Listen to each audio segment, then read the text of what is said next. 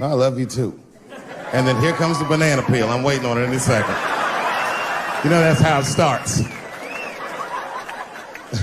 I saw in the paper today that the guy that threw the banana at me got arrested again because he threw a banana at another motherfucker in a bar in Santa Fe. Look it up online after the show. He actually did that. And that guy was black too. You know what the guy said he did it at night? He said, I did it because Dave Chappelle is racist. So, nigga, that's not the best way to handle that if I am racist.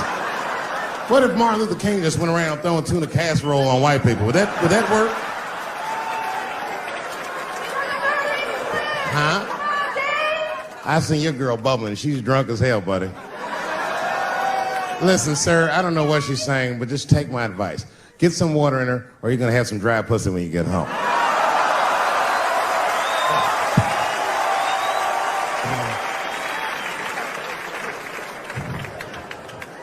His dick's gonna be shaped the fuck up tomorrow. It was a very difficult conversation. I had to crack a few jokes, and we started talking, and then she cracked a few jokes that hurt my feelings, honestly, but...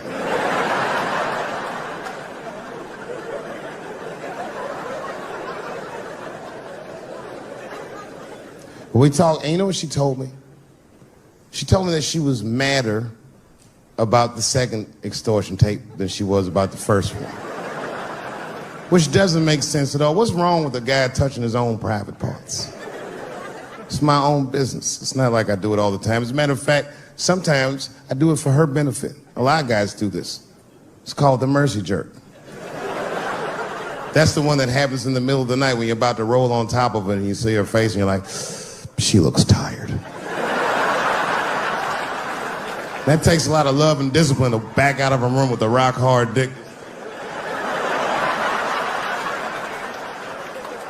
Sometimes I don't make it. Uh-oh.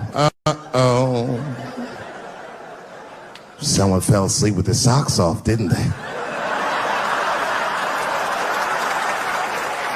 You can't rape feet. You can't rape feet. Only time I jerk off now is in the game. Sometimes she'll tell me, Dave, I'm going to take the kid to my mom real quick. Probably be back in a couple of hours. A couple hours?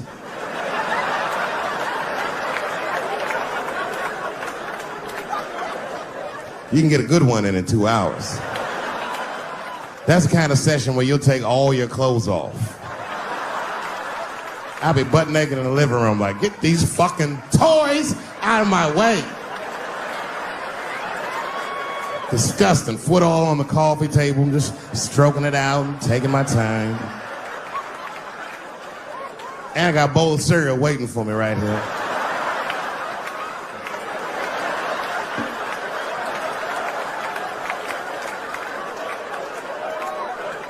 That's when you have the privacy, you can have a loud orgasm. I miss those. Ah! Ah! Ah!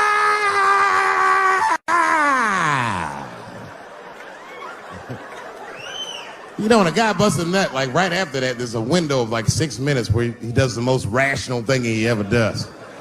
That's when he's always horrified. Oh God, what have I done? Oh my God, it's everywhere. Ah! Thank you very much, Austin, Texas. I had a wonderful time. Be well, be happy. Good night. I'm not gonna say nothing about the police. I'll leave that for Chris Rock.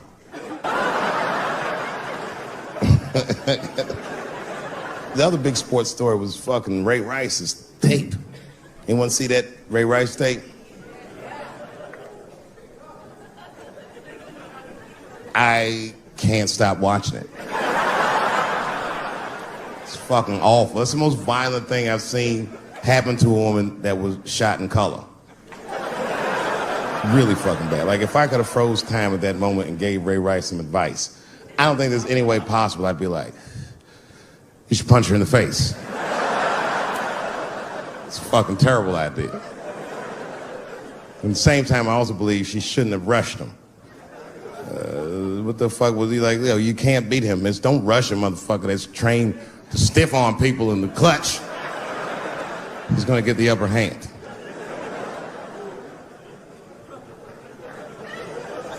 Only reason I bring him up is because, you know, he's about to play football again. You didn't know that? The NFL was told by a federal judge they had to reinstate Ray Rice because he was transparent with their investigation. He told them exactly what he did, and they can't just change your writ. That's like if I'm hanging out with my buddies and I'm like, hey guys, guess what I did last night? I fucked this big fat girl I met at the club. And they're all like, oh shit, Dave, that's crazy. And then they see a tape of me doing it, and they're like, we can't hang out with you anymore, Dave. That's not what this crew is all about. I'll be like, what? I told y'all what I did. What's really fucked up is the tape was made before they were married. Isn't that weird? I don't know why she'd do that. I don't even know why he would do that. As a guy, would you want to live with a woman that you had once punched in the face with all your strength?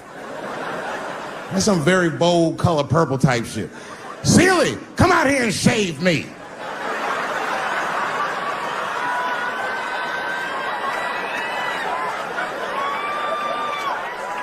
You out of your fucking mind?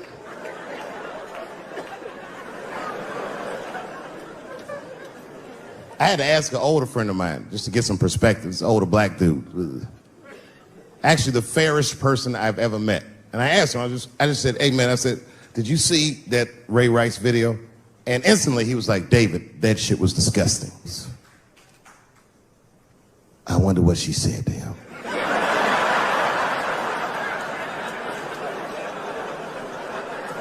I don't think that matters. I think the idea is you're not supposed to punch her in the face. My wife says terrible shit to me. My wife once called me a pussy in front of dinner guests. I know, I started to get mad, but then I was like, fuck it, she's probably right. I am a pussy, I admit it. I'm soft and warm and persuasive like a real pussy. Right. And then I told her, I said, and if you don't take care of me properly, I might stink like your pussy. Oh, we fight dirty at the Chappelle household. It's not a big deal. It was a tape of me jerking off to the tape a week earlier. I don't even know how they'd even get such a thing. I had to explain all of this to my wife. She was very mad. No thing in this world is as cold as a woman's cold shoulder.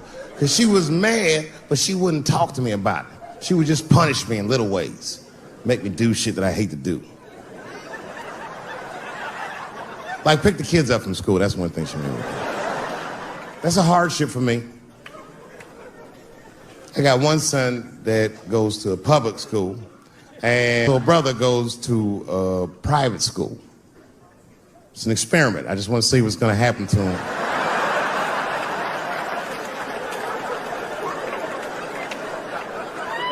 But what's weird is my little son in private school, he's like my thuggy son, you know what I mean? I don't know where he get that from. He's not getting it from me. And he's definitely not getting it from that school. That school is it's a liberal school. It's the kind of school, there might be like 12 black students in the entire school. And I'm the only black parent.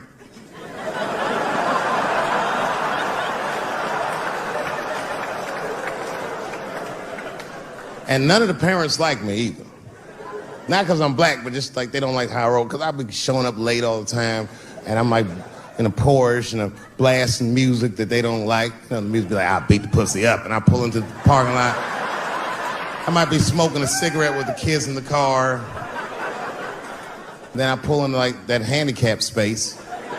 And then when I get out of the handicap space, they always want to say some passive aggressive shit. Morning, Dave. Don't know if you noticed, but you actually parked in the handicap space. Huh? Yeah, you know what, Frank? I did notice. But who is this handicapped guy we're all waiting on that never shows up?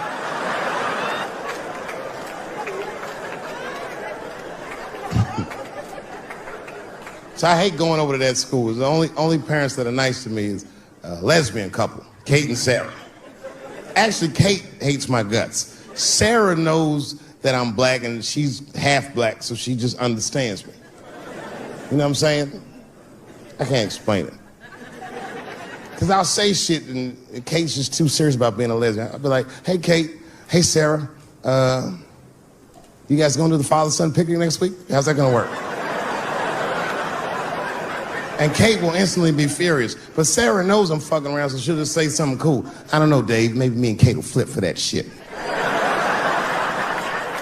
I said, bitch, you better save that coin toss because everybody knows you strapping on in that household. And then Kate will turn bright red, but Sarah just fist bump me like, you right, nigga? It's me. We're good friends. We're good friends. They invite me to stuff. They're like my only friends at the school. So imagine my surprise when I go to pick my son up after all this happens. And the teacher is waiting outside for me. She's just standing right there in the middle of the fucking handicap space. I knew something was wrong, so I rolled the window. We talked to you for a minute in the office. I said, no, fuck that. We got to talk right here. What's going on? I knew it was bad. Ibrahim had a fight. I said, a fight? Don't worry. Everyone's okay. One of these nice niggas. Because that's how it starts, with the name calling. Like that Paula Deen. Remember Paula Deen got fired from the Food Network? If you know anything about show business, it is really hard to get fired from the fucking Food Network. And they dropped that bitch like a hot potato. All because she called somebody an N-word 30 years before she had a show. I don't know who she said it to, but whoever it was just looking at her like, I'm gonna get you for this bitch. That shit came back 30 years later like a Bill Cosby rape and sunk a battleship.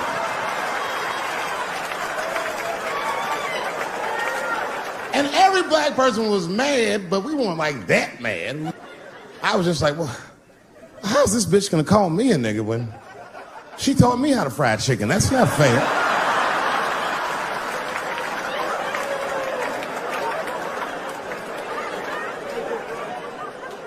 I think Donald Sterling shit was more serious.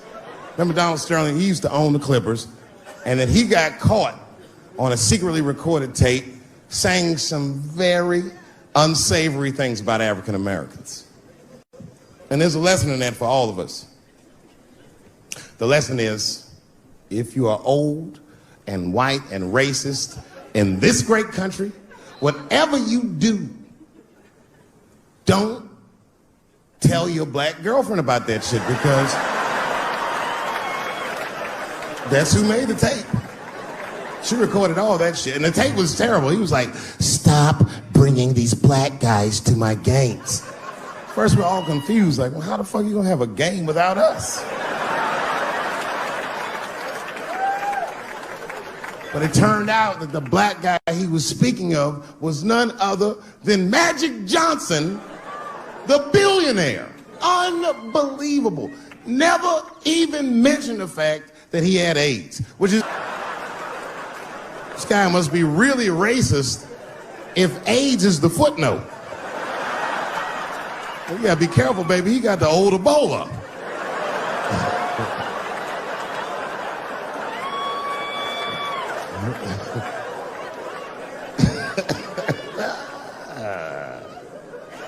You can say what you want about that girl, but I'm gonna tell you right now, she is a goddamned hero. Because you might have thought these things were happening before, but now you can see it all in front of you without a shadow of a doubt. That shit actually went down. She sucked that old guy's dick. She really took one for the team on that one. It's really gross. This dick is like 80 years old. It's like tasting history. Like 5 wars on it, civil rights movement, the Great Depression. This guy's been fucking from 40 years before Bill Cosby's first rape. This is a very old man. It's a very old penis. But all that shit is still, it's just name calling. Like, name calling does not break the modern black man. That's not gonna do the trick. I don't give a fuck about that. Like, if I went to Kentucky Fried Chicken, Ku Klux Klan hood on top of their head, what do you think I'm gonna do in this day and age? Run out Kentucky Fried Chicken? Not if I'm hungry. I'll go straight to the front. Hey, man, let me get a 2-piece. I don't give a fuck what he says. You want a biscuit with that, nigger? I thought it came with a biscuit. What's all this attitude? Round substance. You know what I mean? You can smoke some herb and still function. And you ain't crisp, but you'll function. Nothing higher than weed, though. I made that mistake one time. I was at a party, some guy gave me some shit. He's like, here, man, take this. It's fucking mushrooms. I took it, I forgot all about it, you know. Then a couple days later, I found that shit in my pocket. I'm thinking, why not? Because I'm thinking it's like weed, some background shit. I planned my whole day out like it was weed. I'll chew this shit up, then I'll go to the barber shop, get my hair cut, and then I'll see a movie.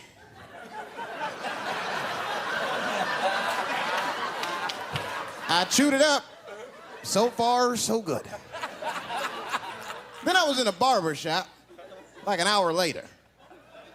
And it's funny because I was just thinking to myself, I was like, ooh, this stuff sucks. Tastes like athlete's foot. I feel sick, but I'm not really high. Then I looked in the mirror. I saw the barber's reflection, man. It looked like a big penis was cutting my hair. I freaked out. I started talking to myself, Dave, calm down. You're on drugs. This is what drugs do. Okay, you know that there is no way that a penis can cut hair. But I started freaking out, man. I just couldn't take it anymore. I jumped out the chair, half my hair was cut, I didn't care. I didn't, I just gave a barber a handful of money. It was weird, the balls opened up. Anyway, I ran home, man. I ran home as fast as I could. It's tripping. I looked at the clock, it was 2:42. I was like, damn, 2:42. I gotta sober up. I had never been this high this early. I took a shower. I was still high. Said maybe music will do the trick. I listened to every CD I had. I was still high. Exercise, that's what I'll do. I ran around the block 4 times, still high. Took a nap, woke up, fucked up. We used to watch porn together. That's how cool she was. You know, it seems nasty, but it was fun. We learned about each other. She learned about me. One time we was watching porn. I'll never forget this time. The first scene in this movie was hardcore. 2 guys, 1 girl going at it. I fast forwarded right through that. It was too much for my senses.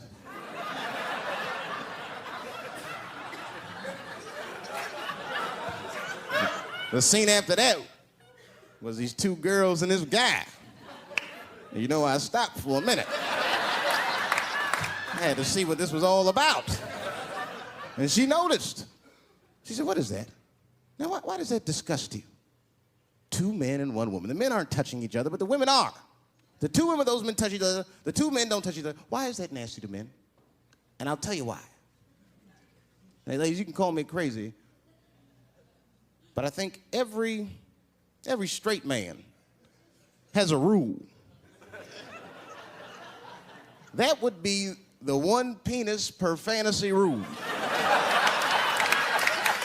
My dick is the star of my fantasy. Nobody else's dick is guest starring in my shit. This is a Dave Chappelle joint. You gotta look at the whole picture, man. And you get 2 girls and a guy in a room together. That's something else. That's fucking holding and hugging, friendship and helping, teamwork at its very, very best, my friends. You get 2 guys and a girl in a room. I said, everyone.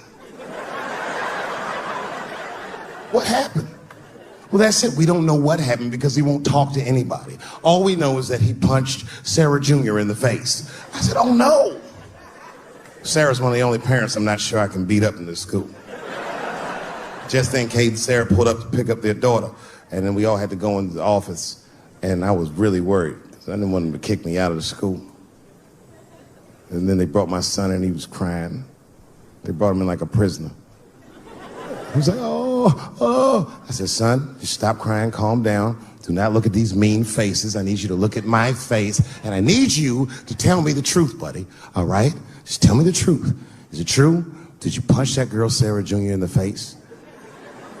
I was trying to give him a signal to lie, but he didn't pick up on it. I was like,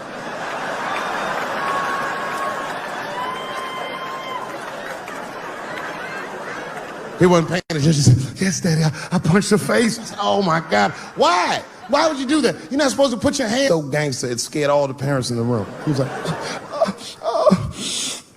because she had it coming. I said,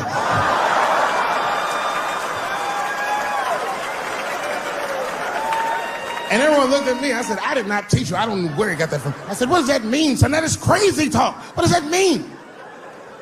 And then he just started crying like he was Tupac. Oh, these kids keep fucking with me.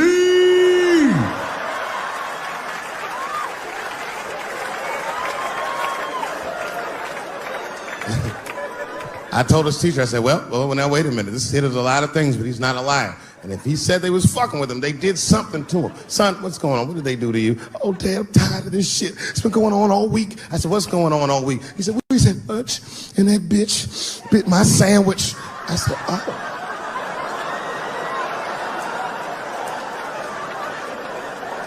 He said, it's the fourth time this week. I'm tired of this sandwich biting bitch. I said, stop using that word. Let's go home. That's a quiet car ride home. We got to the house, he just ran right up to his room, slammed the door. His mother came downstairs. By then, she had heard about everything. She was looking at me like, oh my. She said, you bit that goddamn sandwich, didn't you, Daddy? I said, I'm tired of you accusing me of shit. And I just ran out of the house, jumped in my car and drove off. Of course I bit that sandwich. But I knew that she was just really mad about that tape, so now she's gonna punish me about a fucking sandwich I bit. And I was mad as fuck. You know what I said to myself? I said, I should just never go home. Fuck this shit. You know, by the way, that's how people used to get divorced in the 40s. Wasn't no divorce court in America. Back in those days, if you want to get out your marriage, you just tell your wife, hey, baby, I'm going to get a pack of cigarettes. I'll be right back. You would just leave with the clothes on your back. That's when men were men. And there was no internet back then, so you could move 11 miles away and have a whole new life.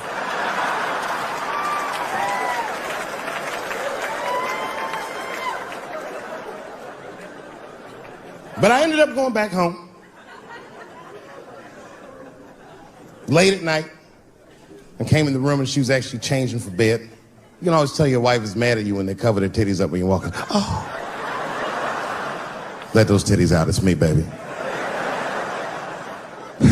Can we just talk about this for a minute? She said, David, there's nothing to talk about. I already know you bit this club. Still make last call. Tough time for the blacks.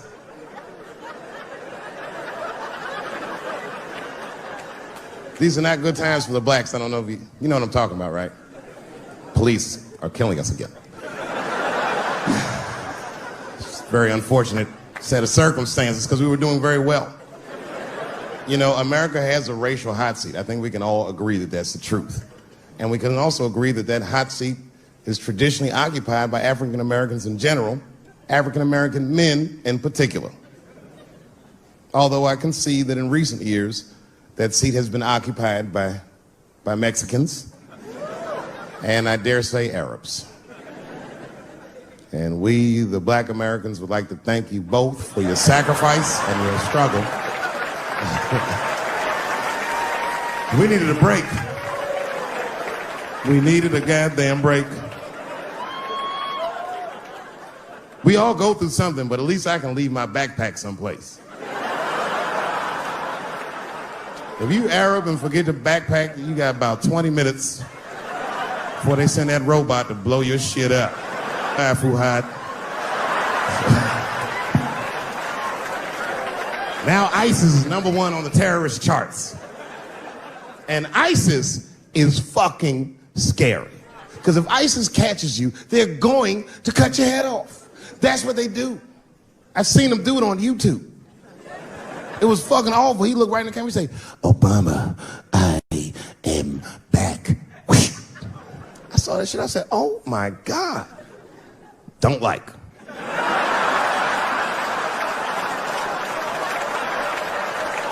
How's this guy cutting people's heads off on YouTube? I can't even post a dick pic, and this motherfucker is decapitating people. I'm gonna have to change my settings. You know, everyone has it hard, but I think harder than black people and harder than Arabs and harder than Mexicans, you know who has it the worst? Fat black people.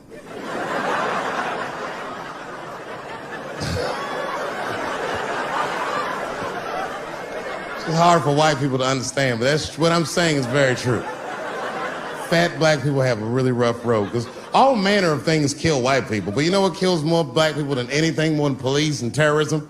Salt, nigga, regular. Here, white people are getting Ebola cures and shit, and meanwhile, I'm dying from fucking the flavoring.